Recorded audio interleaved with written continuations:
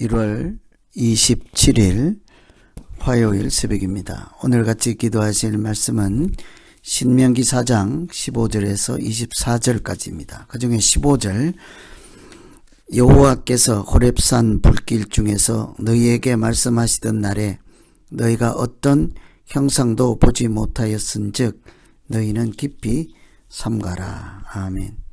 오늘 이 말씀은 약속의 땅에 들어가기 직전에 그곳에 들어가면 어떻게 살아야 하는지, 하나님을 경외하는 믿음으로 살아야 한다 하는 말씀을 강조하는 전체적인 맥락 가운데 있는 말씀입니다. 특별히 우상을 숭배하지 말고 하나님 섬기는 일에 마음을 다하라 하는 것이 요점이죠. 우상을 섬기지 말라 하고 출애굽 2세들에게 십계명의 내용을 설명해 주고 있는 부분입니다. 우상을 섬기지 말라는 것은 그만큼 사람은 우상에 빠지기가 쉽고 하나님을 잊어버리기 쉽기 때문이죠. 사람이 하나님을 대신할 다른 신을 스스로 만들어서 섬기는 모든 것이 다 우상이라 할 수 있습니다. 하나님보다 돈을 더 의지하는 사람에게는 돈이 우상이지요. 하나님보다 사람을 더 의지한다면 그 사람이 우상이 될 수도 있습니다. 그래서 종교개혁자 칼빈은 인간의 마음은 우상을 만들어내는 공장 같다고 했습니다. 우리 마음에서 우상을 계속 찍어낸다는 얘기죠. 그만큼 우상을 만들어내기가 쉬워서 하나님을 제대로 섬기려면 특별한 경계가 필요하다는 것입니다. 우상이 아닌 하나님을 진심으로 마음을 다해 섬기려고 하면 어떻게 해야 될까? 우리 믿음을 지키는 요령이기도 하겠죠. 보이는 것에 현혹되지 말아야 하겠습니다. 15절에 보시면 여호와께서 호렙산 불길 중에서 너희에게 말씀하시던 날에 너희가 어떤 형상도 보지 못하였은즉 너희는 깊이 삼가라. 우상을 만들지 말라, 우상을 섬기지 말라 하는 근거로 호렙산 이야기를 꺼냈습니다. 모세가 호렙산에서 소명을 받을 때, 하나님의 부르심을 받을 때 하나님을 만나는 장면을 우리가 알지요. 들기나무에 불이 붙어서 타고 있었습니다. 그러나 모세는 하나님이 어떻게 생겼다, 어떤 모습이다 이런 얘기를 하지 않지요. 그래서 오늘 말씀 중에는 어떤 형상도 보지 못하였다는 것입니다.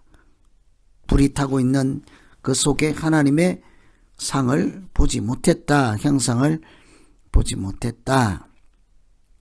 말씀하실 때 하나님은 그냥 불이 타오는 모습으로 이렇게 하나님이신 것을 나타내셨지 우리가 생각하는 것처럼 이렇게 생겼다 하는 구체적인 형상을 보이지 않았습니다. 자신의 형상을 왜 보여주지 않았을까요? 하나님이 자신의 형상을 보여주면 사람들은 내가 하나님을 보았다 하면서 각기 자기가 본 하나님 모습을, 형상을 만들고 그것만이 하나님이라 이렇게 주장하지 않겠습니까? 뿐만 아니라 하나님은 사람의 시야에 전부 다 담을 수 있는 존재가 처음부터 아니죠. 우주보다 크신 하나님이라고 합니다. 그런데 어떻게 사람의 시야 안에 다 이렇게 들어올 수 있는 하나님이겠습니까?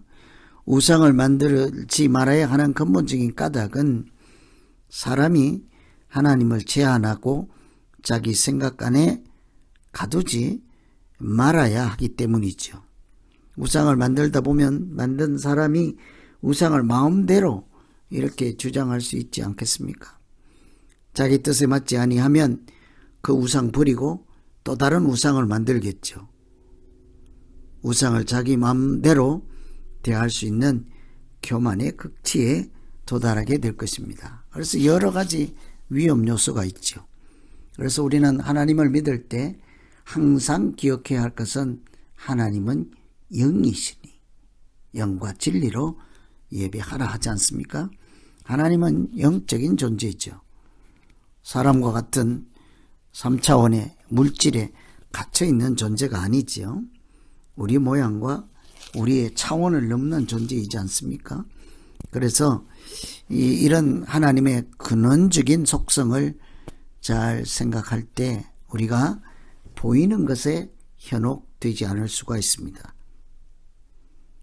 사람보다 조금 더 낫다면 신이 될 수가 없는 것이죠.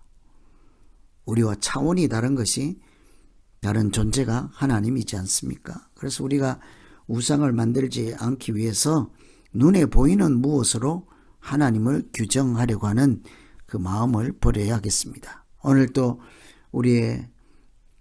우리에게 영으로 존재하시고 말씀으로 존재하시고 성령으로 존재하시는 하나님을 우리가 잘 깨닫고 보이지 않는 하나님, 그러나 내 마음속에 살아계신 하나님과 동행하는 날이 되기를 기원합니다.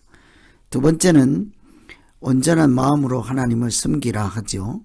24절 내 하나님 여호와는 소멸하는 불이시요 질투하시는 하나님이라. 하나님이 소멸하는 불이라는 것은 만물을 소멸시키는 불로 심판하시는 분임을 뜻합니다. 그 어떤 것도 하나님의 심판을 막을 수 없음을 강조하는 것이죠. 마지막 날에 우상을 섬긴 악인들이 당할 불심판을 상징하는 것이기도 합니다. 뿐만 아니라 모세는 하나님을 질투하는 하나님이라고 했어요. 소멸하는 불이요 질투하시는 하나님. 질투는 보통 사랑에서 비롯되는 것 다 우리가 알고 있습니다.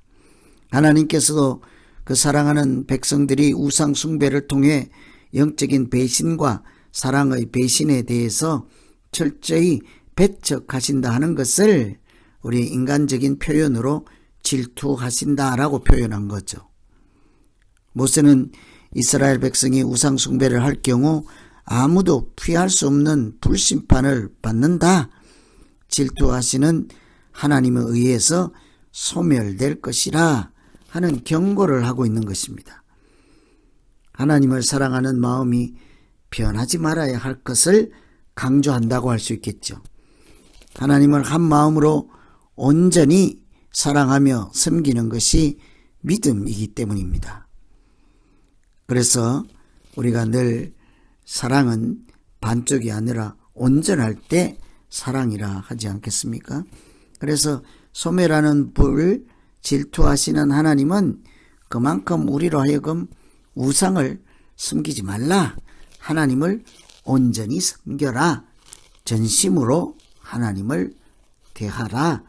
우리의 마음이 우상에 나누어지고 하나님에게도 나누는 그런 충성 없는 신앙이 아니라 온전하고 전적이고 전부를 하나님께 드리는 완전한 사랑을 하나님은 기대하십니다. 그래서 오늘 우리의 믿음이 어떠해야 되는지를 이렇게 가나안 땅, 약속의 땅에 들어가서 이렇게 살라 하고 출애굽 2세들에게 전해주시는 말씀을 통해서 오늘 현재 우리가 어떻게 믿음 생활해야 하는지를 잘 새겨 들을 수가 있겠습니다.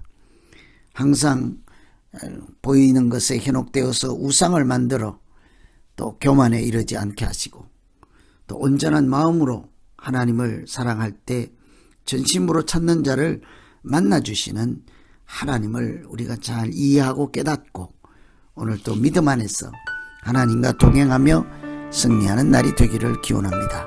기도하겠습니다. 하나님 아버지, 가나안 땅, 약속의 땅에 들어가서 살아야 할 백성들에게 우상을 삼가하라는 말씀을 우리도 같이 들었습니다. 믿음 생활 가운데 하나님이 원하시는 것은 우리에게 전적으로 온전한 사랑인 것을 깨달을 수 있었습니다. 오늘날 이 시대를 살아가는 우리도 무엇인가 우리의 마음을 빼앗기지 않고 온전히 하나님께 드리며 하나님께서 기뻐하시는 그런 믿음 생활할 수 있도록 우리의 마음이 흩어지지 않게 해주시고 깨지지 않게 해주시고 분열되지 않도록 하나님이 하나 되게 하신 것을 잘 지키며 온전한 믿음으로 나아갈 때마다 은혜가 충만케 해주시고 우리를 눈동자같이 지키시는 하나님 은혜 안에 머무는 믿음 생활이 되게 하여 주시옵소서. 예수님 이름으로 기도하옵나이다.